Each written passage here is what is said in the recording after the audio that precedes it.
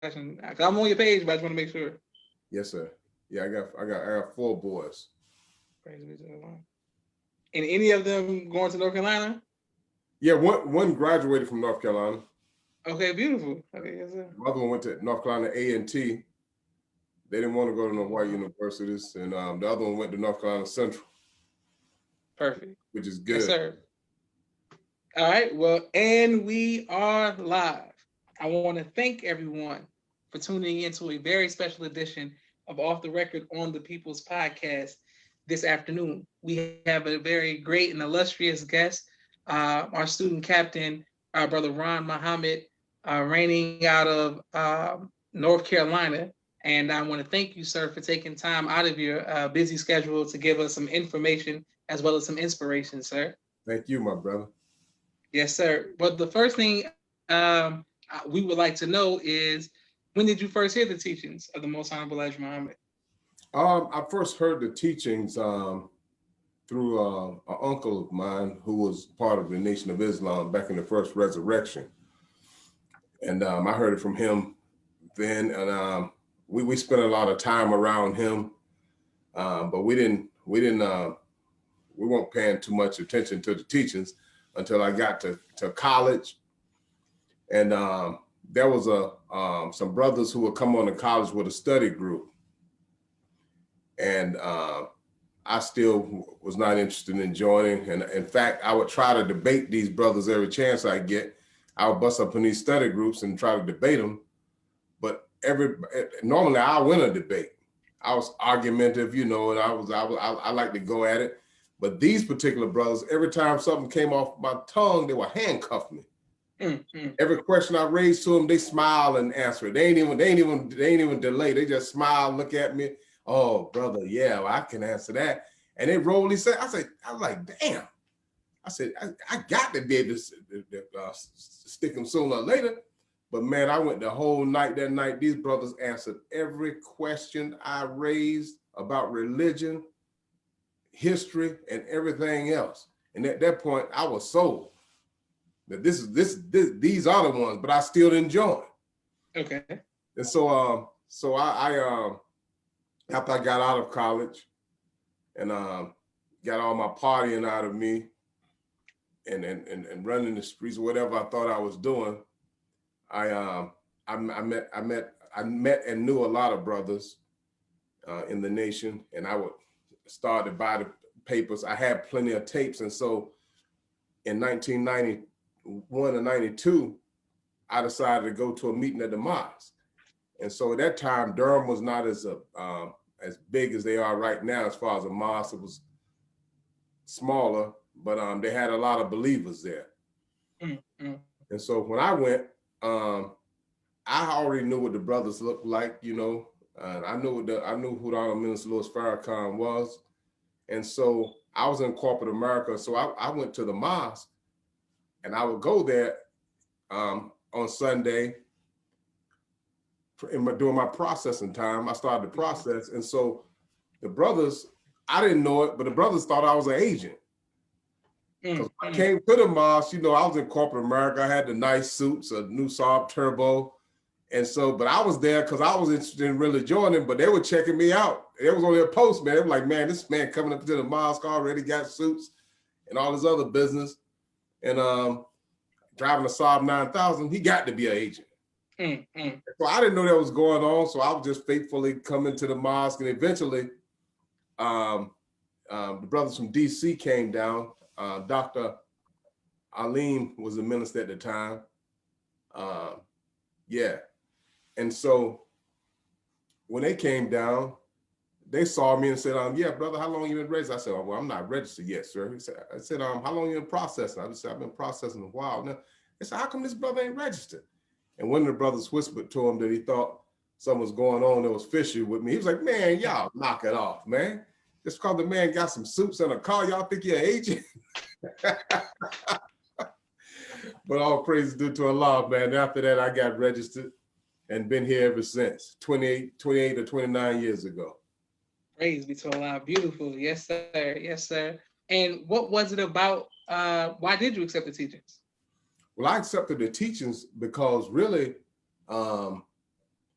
there was no other way for me to go. I grew up in the hood, and I knew what the hood had to offer me because of what I saw going around me and what went on with my brothers. I knew I had to go another avenue, and I was just in search of, in fact, one of my brothers, the one that ran the streets the hardest, really pushed me to go to the mosque. He didn't come, but he insisted, and he would always go and listen to the minister speak.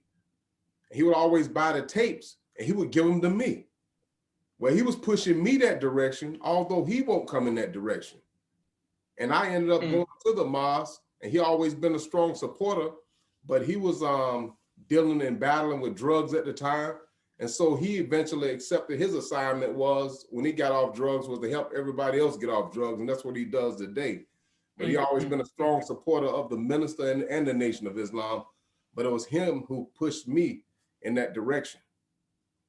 Yes, sir. And thank you all. Thank you for your testimony, sir. And thank you all for watching and continue to watch the People's Podcast. How did your parents feel once they found out you accepted the teachings? Well, my father wasn't around, and man, that's a whole nother story, man.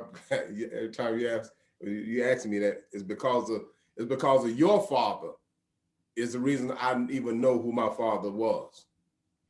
Until your father mentioned, until your father mentioned for us to go back and find our fathers. And when you find him, no matter what he's done or who he is, just look him in his eyes and say, Daddy, I just want to tell you that I love you. And he told us, he said, and watch his response after that. He said, because you don't really know the real reason he left or he ain't around in the first place. And he was 150% correct, brother. And because of him and his guidance in telling us to go back and find our fathers, no matter what condition he's in, or no matter what he's done, and just look him in his eyes and tell him he loved him. My father broke down, man. And then I found out who he was and why he wasn't around my whole life. But he wasn't around at the time. It was my mother who raised me. And she was a Christian woman, and she went to church all the time, but she was never disappointed that I joined the Nation of Islam. She always accepted it. Praise be to Allah. And you and your father y'all on good terms now? Well, he died about 2 years after I found out who he was. Yes, sir. And when I went to the funeral, it's crazy because I didn't know my relatives on that side at all. But when I went to his funeral, and I was late because I didn't understand. I didn't know that part of of North Carolina. It was deep in the country, and I was late getting there. Everybody came out of the church and lined up on the sidewalks to greet me. I didn't know them, but they knew who I was all along. I had cousins who were coming out with pictures of the Million Man March book that my picture was in, asking to sign autographs. I didn't even know him. But he had already told them who I was. But and I found out that, they knew who I was all along. He was always promoting who I was, and I was in the Nation of Islam. And when I went to his funeral, my side of the family just opened up their arms, and they just took me in immediately because they knew who I was all along, but I didn't know them. Praise be to Allah. Beautiful. And did you ever get to let Student Minister Sharif know that story? Oh yeah, man, that man. I always thank him for that. I always thank him for it, and I thank him for how he taught us how to love. That's the one thing. That's the one ingredient. Because I didn't know. I mean, growing up in the hood, you don't look at a black man to his face and say, "Brother, I love you." You don't. I didn't know how. But he taught us that how to go up to a brother and say, "I love you." It wasn't no punk stuff. It was genuine. But we didn't know that, and we didn't know how to do it until he was pushing us that direction with the whole brotherhood thing on how to look your brother in the eyes and tell him that you love him. And that went a long way. throughout life, throughout the brotherhood and all. We will never forget that. Me and brothers laugh about that today, that until then, we didn't know how to do that. Praise be to Allah. Beautiful. But I just want to read some of the positive comments that you're receiving. Brother Anthony, AJ Muhammad says, that's something. Brother Captain, Brother Deshaun Muhammad says, praise be to Allah. That's his brother right there. Durham baby. He said he thought you were Agent. Brother Earl sends love. Sister Mimi, my sister Miriam says, all praise to Allah, beautiful testimony. My other sister Naima says, Assalamu family, and praise be to Allah. My next question for you, sir, is when you came into Durham, who trained you? Oh, I was trained by let's see, brother Andre, brother David, brother Deshane. Those are the brothers that was there before me. You know, me and brother Deshane, we've been rolling a long time together. Brother David, who was the minister at the time from Washington, D.C., who was part of the Dope Busters. He was the minister. He helped train me, and our whole strong, powerful region that they had. Brother Akil, you know, was a regional captain at the time. Yes, sir. Yes, sir. So we had a strong, very strong foundation. Praise be to Allah. Beautiful. And what was it like for you meeting the Most Honorable Mr. Farrakhan the first time? Oh man, my first close encounter with the minister was when Brother Alfonso was a regional captain, and we had an assignment to meet the minister up at the hospital. At the time, he was going through some procedures, and we met him. We was at the hospital on the floor, just holding posts. And the minister came out of the room, and he walked down the hall. I saw him coming. Man, I almost fainted because I had never really been that close. And he happened to come down where I was sitting. He happened to come down and sit right beside me. And I tried to ease up and get out of the chair, but he was like, "Oh no, brother, you okay? Just sit down." Man, I was shaking like a leaf in my suit. I was shaking like a leaf in my suit. But something that blew my mind that day, brother. There was a sister who was walking down the hall. She was a nurse. And she had a clipboard up by her face. And she was walking down the hall. So we looked at her, and everybody got kind of suspicious because she was walking real slow. But when the brothers got up, the team got up to stop her, the minister said, no, let my sister come. We found out she was crying behind the clipboard. And she was a very, very, very, very religious sister, and evidently learned sister when it came to the Bible, because she looked at him and said, "I know who you are. I've been knowing all my life who you are." And she was crying, and the minister said, "Oh, sister, I know who you are." She said, "No, but I know who you are."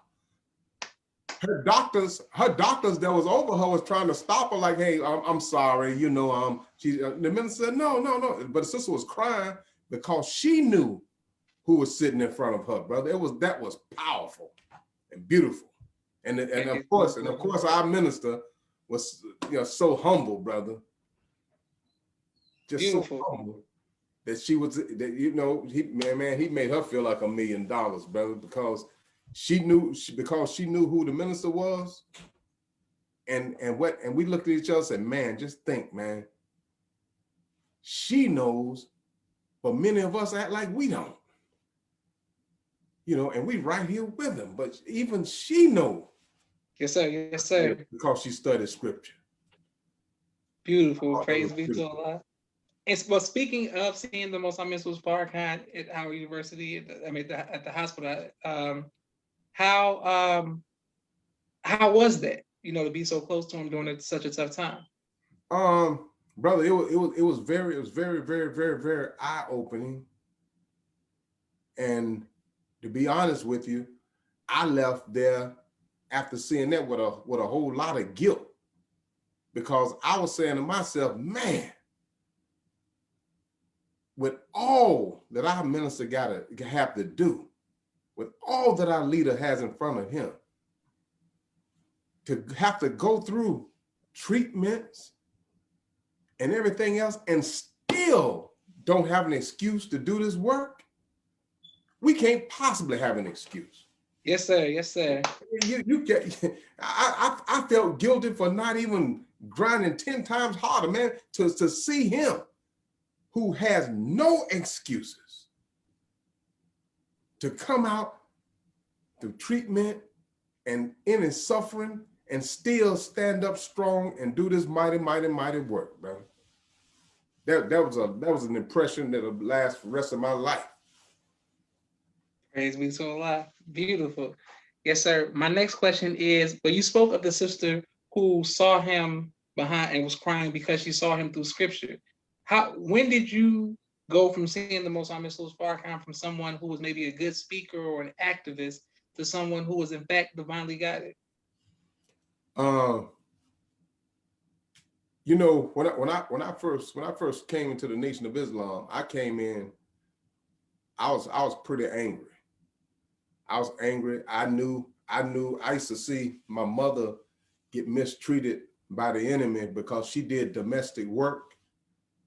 And I hated the way she would react around these people who really didn't have her best interest at heart.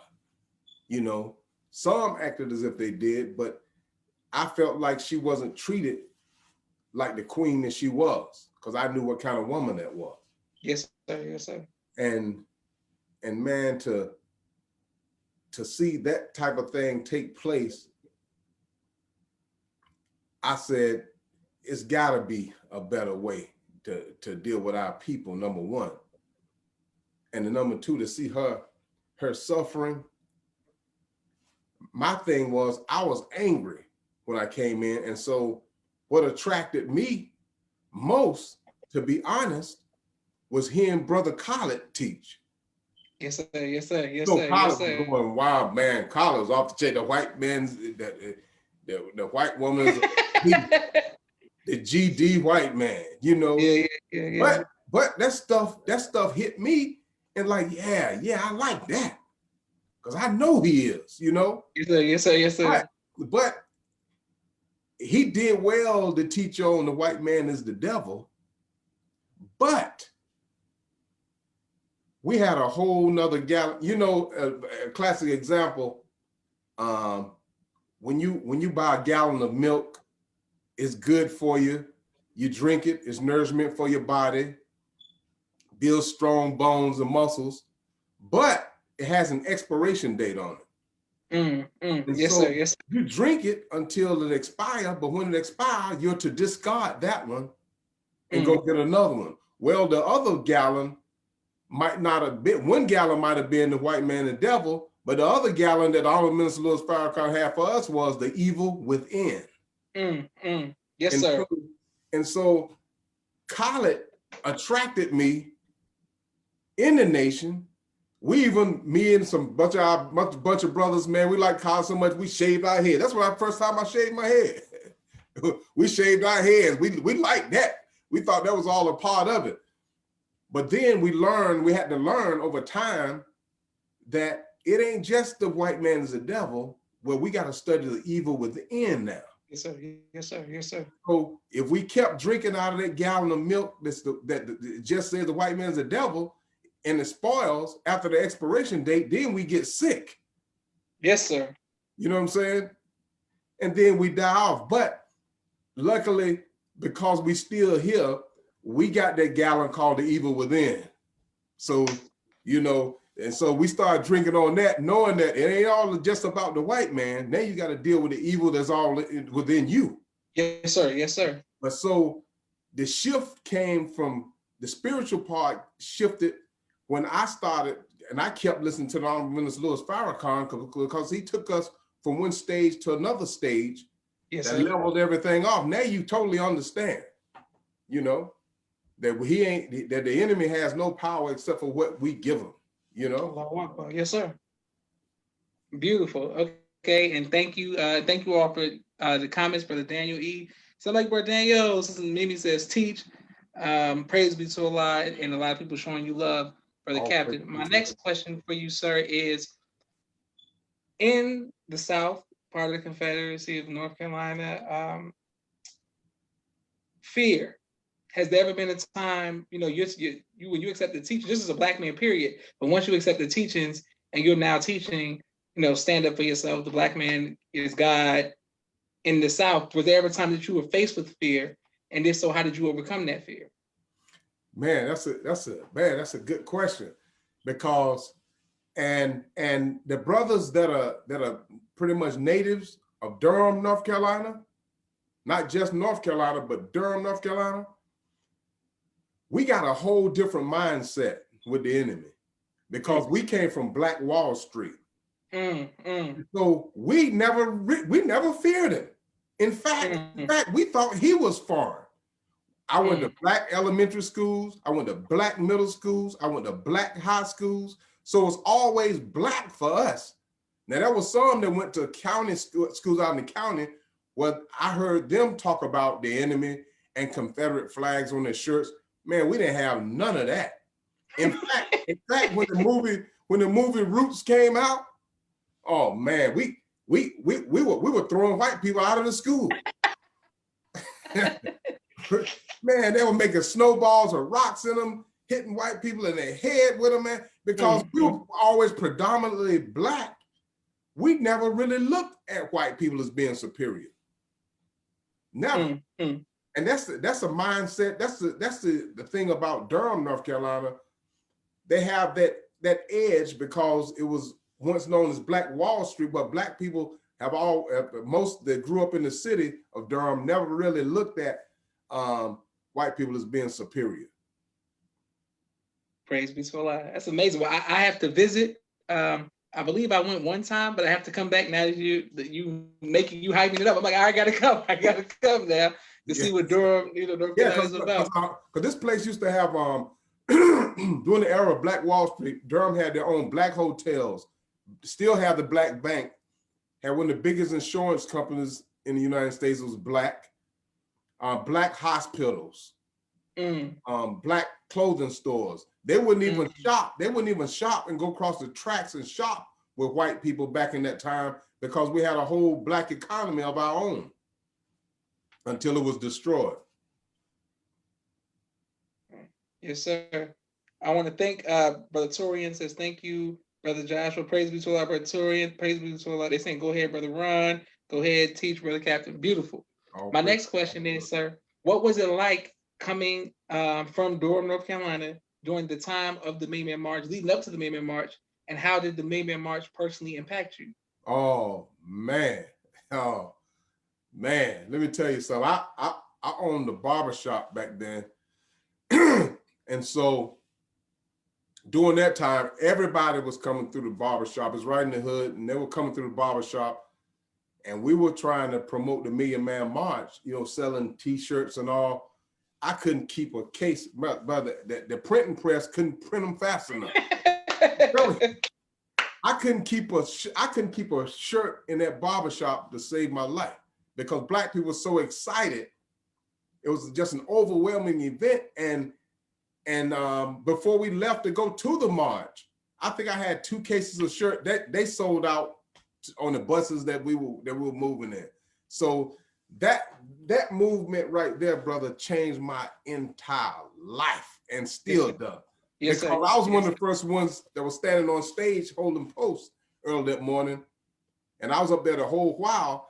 I could see the first few people gather on the lawn, and I was saying to myself, I said, man, ain't no way a million gonna be out here. And as soon as I said that, I started seeing people pouring in from different directions. And it seemed like in a few minutes, the entire lawn was filled up with people until you could only see just waves of people all the way back. Man, that was the most beautiful display of anything I've ever seen in my entire life. Praise God. Beautiful. Okay, yes, sir. And at the May Man March, you were holding stage posts representing North Carolina. The minister, of course, it's before my time, but the minister on YouTube, I'm watching all these clips. It seemed like it's death threats. It's a high, it's intense. were you at point any afraid at the May Man March? Were you know what I'm saying, nervous? Never. Never. And one of the reasons is an assassin or anything would have been an absolute fool to be out there that day. because we, the FOI wouldn't even got a finger on him before the people destroyed him, because the spirit was so high. I was standing on stage looking down at Bloods and Crips who are holding each other's hands, crying. Yeah. Crying that day. I really had a glimpse of heaven, what heaven's supposed to be like, because people had big, giant piles of money who was vending, and the money was falling out their jackets on the ground. Brothers was jumping on the ground, scraping the money up, running through the crowd to give the money back to the brother. I mean, man, that was as close to heaven as a human being could possibly get, probably. Man, that was heaven on earth right there that day. The amount of love and everything else that day changed my entire life. Beautiful. Praise be to Allah. And I want to just thank you again for your transparency. Sister Elise Muhammad says North Carolina Mutual, and Brother Deshane says, and snatches zealous Christians out the car. Yes, sir. And he said we was beating, okay, he was beating ass in Durham. Yes, sir, Brother Deshane was saying. Okay, yes, You're sir. right. Yes, sir. My next question is, what has been your greatest trial in your tenure in the nation, and how have you overcome that, sir? My greatest trial?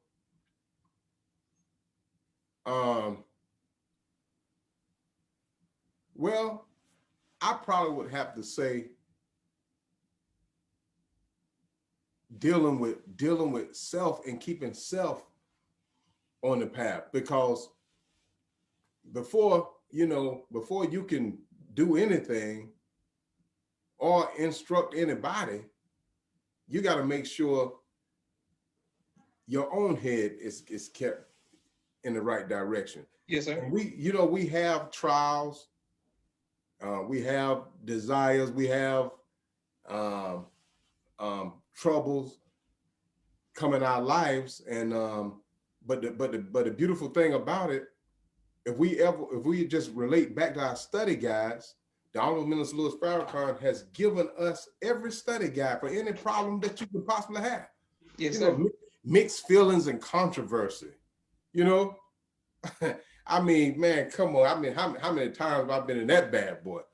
Yes, sir. Yes, sir. And if we stay rising above your emotions and into the thinking of God, if we just study what we've been given. I remember one time we was at a Savior's Day, and a brother beside me saw he saw a brother. He walked up to him. He said, "Hey," he said, "Look, how do you stay so studied? I want to be studied just like you." And he asked the brother in the first resurrection. He said, "I want to know exactly how to be spiritually guided the way you are. I want to have the same spirit you have." And the brother stopped him. He said, "Wait a minute, Chief." He said, "We got the same books." He said, "I don't have anything other than Message to the Black Man, Our Savior Has Arrived, How Do You Live, Book 1 and 2, The Fall of America, the Holy Quran, the Bible, the study guides." He said, "You got the same books that I have. So you don't have to ask me that question. Just go to work and study." But if we just study what we've been given from the Honorable Minister Louis Farrakhan, I mean, we'll be able to fight through every trial that come our way. Beautiful. Praise be to Allah. Excellent. And what has been your greatest joy in your tenure in the nation, sir? Oh man, I'm glad Brother Deshane is on there, because me and Brother Deshane and a couple other brothers, we went a long time, brother, without even talking about this. And this is one of my greatest joys, because we talk a lot about the wheel. And most people have never really come in contact and seen the wheel. But I can say that we have. The Honorable Minister Louis Farrakhan put out a tape one time, because the FOI was stressed out. We were going through a lot. Back then we were carrying a ton of papers, and he put out a study guide called Settle Your Differences is the Way to Peace, I think was the name of it. But it definitely was Settle Your Differences. And on that tape, he told us if we had any differences with each other, to pull each other to the side, whatever it is, and settle your differences. So we made a whole FOI class, and we had a big FOI house at the time where we would meet at, and we had a whole FOI class. Everybody was settling their differences. Man, we were going at it too. No, brother, you did this to me. No, you did this to me, and you did this to me. And all of a sudden, brother, the wheel dropped right in front of us. Everybody that was out there looked up, and we were looking at the wheel, and with a blink of an eye, it was gone. All arguments were settled, of course. We couldn't do them but look at each other, grab each other, love you, black man, love you too, black man. But we witnessed that in an FOI class right in front of us. And that's one of the greatest things that's happened to me, because that was a definite confirmation of faith, brother, because the Honorable Minister Louis Farrakhan, I think he mentioned on that tape of Settling Your Differences that we will start to see the wheel. And I can't say it word for word, I can't remember it, but that we will start to see the wheel, and we did that evening. Praise be to Allah. A lot of okay, yes, sir. Okay, we're gonna just pause on this point for a minute. So it comes down, and this is like a baby plane, or it's like it's a baby plane. It's a baby plane, and yes, it comes down to the point where I'm talking about it's not even high up in the air. I mean, man, I say it would be about, if a building was about 20 stories or something, that's where it was. Praise be to Allah. Yes, sir. And can you give us any detail to a color or anything like that? I couldn't see it. It was kind of, to me, it was kind of like looking at aluminum foil or something, because the sun was hitting it, but you could see it. It kind of looking like it was shiny, but with a flash of light, it was out of there. So I didn't get a good look. I think the element of surprise drove most of us into describing it, because when I asked other brothers the same thing, they can't completely describe it because it was just kind of mind-blowing at the time. Praise be to Allah. That's beautiful, sir. What a powerful testimony. Yes, sir. And I'm grateful that you all got to witness that. My next question, sir, is what do you do for fun? I like photography, but I like sports more. You know, I love. Yeah. Man, I love basketball mostly, and I love music. Me and brother Deshane, I say Deshane a lot because that's been my partner in the ranks for a long time. We were hip hop heads for forever.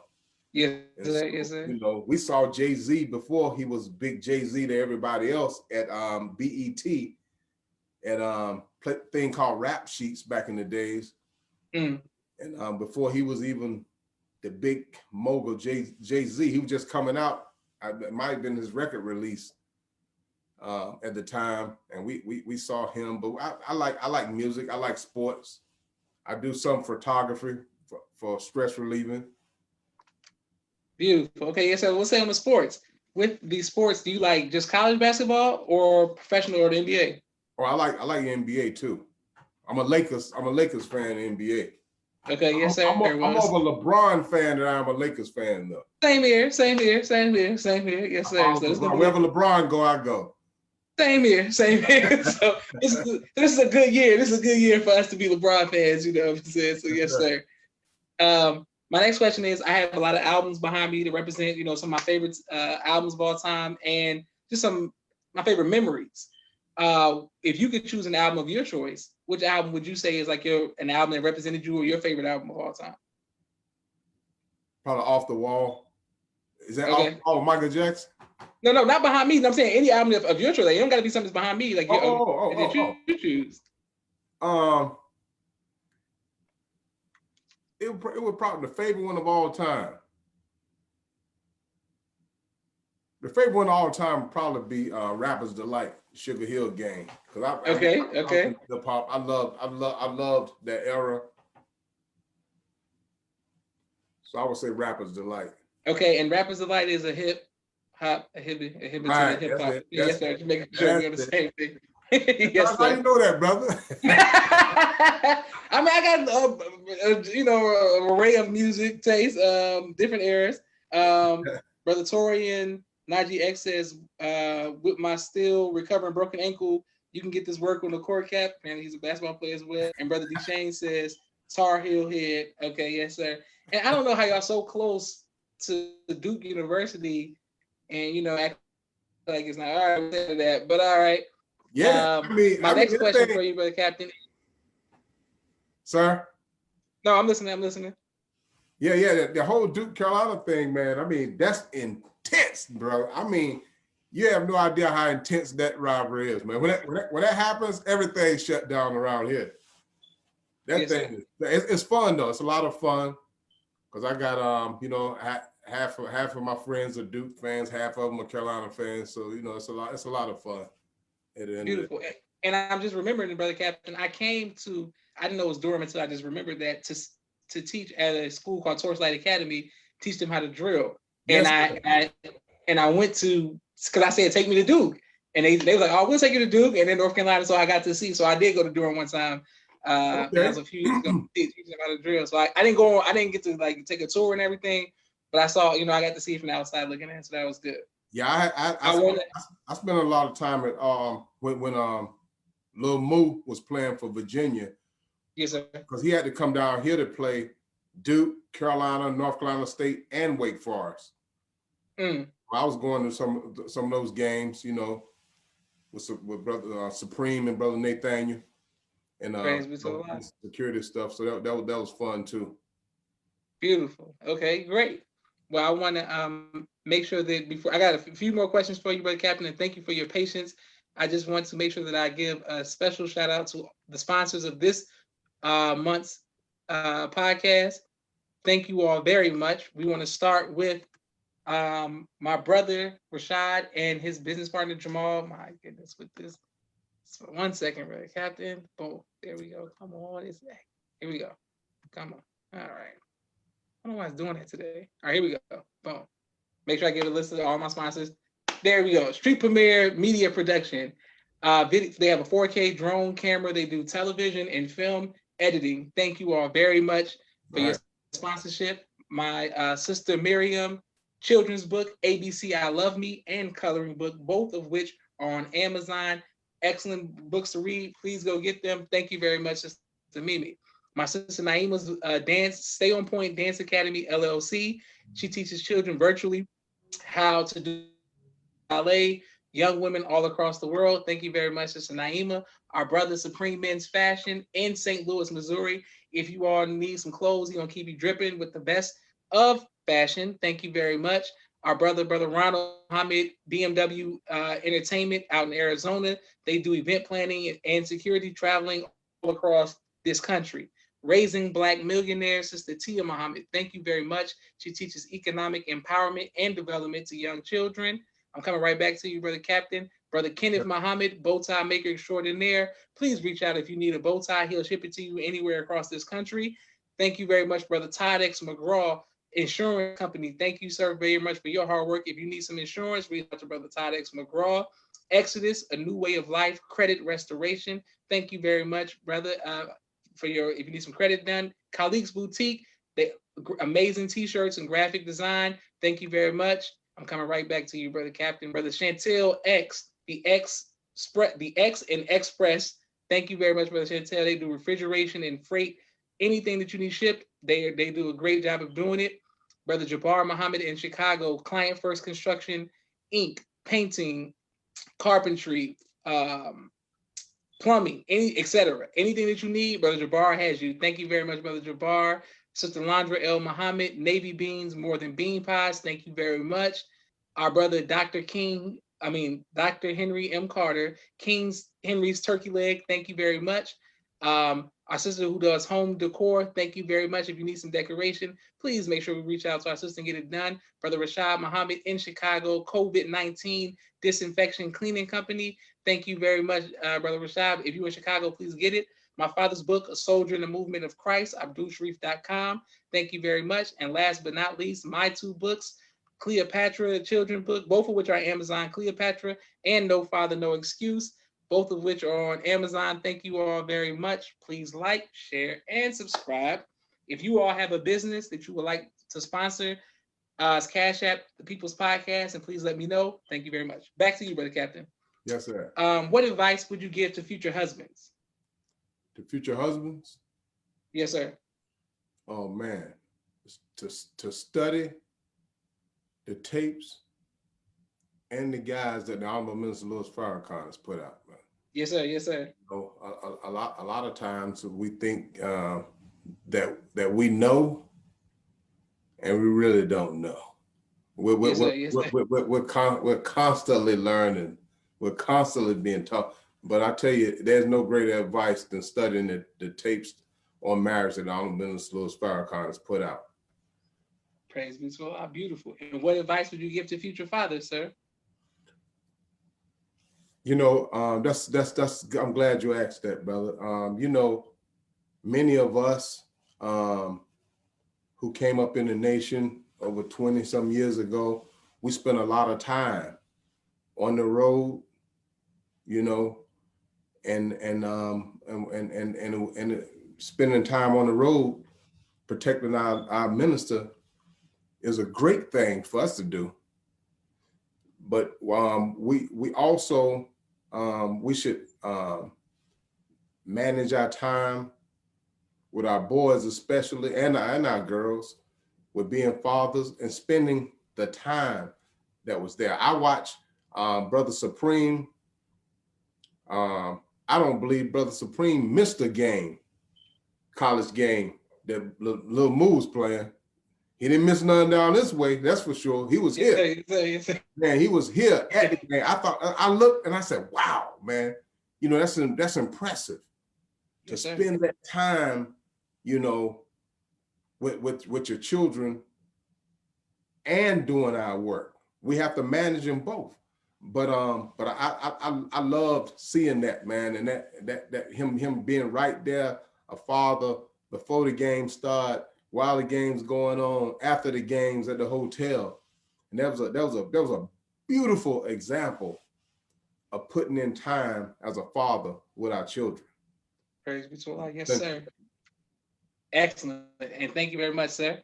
My next question is, will you ever, you live in very interesting life. It's inspirational. Would you ever consider writing a book? You know, I have thought about that, you know, and I probably would consider it. I'm not a great writer. I would have to have a lot of help, but it's a lot of things that I've witnessed in this little life of mine that I would love to put in a book, just so at least my children would know about it, and my grandchildren would know about it. I mean, my life and time, the greatest part of my whole life has been in the Nation of Islam. Yes, sir. Yes, sir. I've been in there over half of my life, and so, you know, this is the greatest thing that ever happened to me, and the greatest thing that ever will happen to me is being right here in our nation. Beautiful, beautiful. Praise be to Allah. Speaking of the greatest thing that ever happened to you being in the nation, what advice would you give to future generations on how to stay 10 toes down as far as having faith and being able to sustain during a dark hour? Yeah. Staying prayerful, staying studied. And, you know, oftentimes we'll get frustrated and we'll leave the mosque for a while. And then we'll come back. A brother told me, I'm eternally grateful to, you know, the Master Fard Muhammad, the Most Honorable Elijah Muhammad, the Honorable Minister Louis Farrakhan, the supreme captain.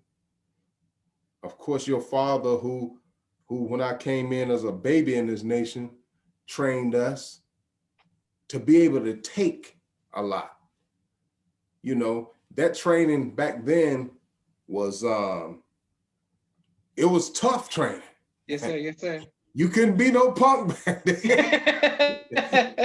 Yes, sir. You yes, could sir. not be thin-skinned back then because the work was put on you. I mean, man, please, our captains walk up and say, yes, sir, you got 2 bundles of papers this week, brother. You got 2 bundles. You got 2 bundles.